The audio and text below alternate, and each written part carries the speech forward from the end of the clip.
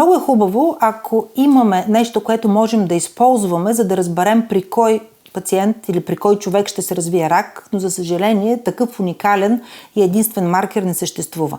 Биомаркерите са молекули, които ние използваме и следим, открити вещества, които са в кръвта или в туморната тъкан, които ние можем да проследяваме, да изследваме и те да ни подскажат или да ни ориентират или да покажат колко ефективно е лечението и какъв е видът на тумора и каква е прогнозата при съответният пациент с диагноза рак. Един от най-лесните примери е карцинома на гърдата. Естроген рецептора, прогестерон рецептора и HER2 рецептора са такива маркери, които подсказват дали тумора ще отговори на хормонално лечение, което е свързано с по-добра прогноза, HER2 рецептора, който може да бъде положителен в различни степени или отрицателен, който също е предиктор за това колко ефективно би било таргетното лечение, много специфично на лечение, което е успешно дори при метастатично заболяване. Един от най-известните, може би, биомаркери, които всички сте чували, това е простат-специфичният антиген или маркера за карцином на простатата, където най-лесният начин за скрининг за този вид карцином се прави. Неговата стойност се измерва в кръвта и всъщност при повишени стойности това буди съмнение дали в конкретният мъж няма да се развие такъв рак и трябва да се направят следващите стъпки, за да се отхвърли или потвърди тази диагноза. Още един известен такъв биомаркер са брака мутациите. В случаят Анджелина Джоли, мисля, че е известен на абсолютно всички. Но това, което трябва да знаете е, че наличието на тези мутации показва, че тумора, било то карцином на гърдата или карцином на яйчника, се е развил заради наследственост. При жена, която примерно има 2 дъщери, т.е. при майка, при дъщери, при баба, но карцинома наследствения е едва 10%. Но наличието на брака мутации, освен че са фактор за това, че е наследствено заболяването, те ни дават възможност и да определим лечение при тези пациенти, ако се е проявил рак.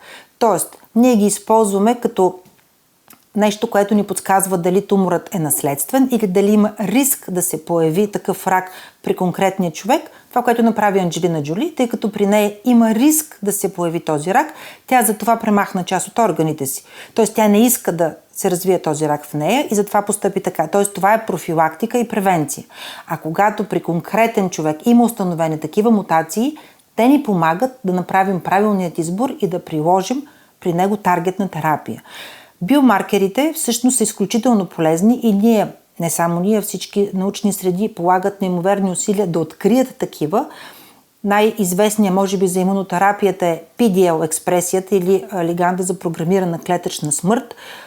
Стойността на този маркер в тумора се изследва по специфичен начин. Той показва дали очакваме и ще има добър ефект, ако проведем имунотерапия при тези хора. Тоест, ние разполагаме с един добър, богат арсенал. Това е само една малка част от всички биомаркери, които ние използваме, които ни помагат да вземем правилно решение и да направим комбинация било с таргетна, било с имунотерапия или с химиотерапия, за да можем да излекуваме пациентите дори в напреднал стадий на заболяването. Биомаркерите могат да бъдат изследвани от кръвна проба или да бъдат изследвани от туморна проба. Туморната проба най-често представлява биопсията, материала, който ние сме взели, за да докажем, че става въпрос за злокачествено заболяване. Биопсията може да бъде както извършена върху тъкан, така може да бъде направена и чрез кръв или така наречената течна биопсия. Това е един нов интересен метод, който изследва циркулиращи туморни ДНК в нашето кръвно русло и по този начин върху тези туморни ДНК може да се направи генетичен тест и да се определят биомаркери дали съответният тумор има съответните мутации. Изключително иновативен метод, който се прилага и в България.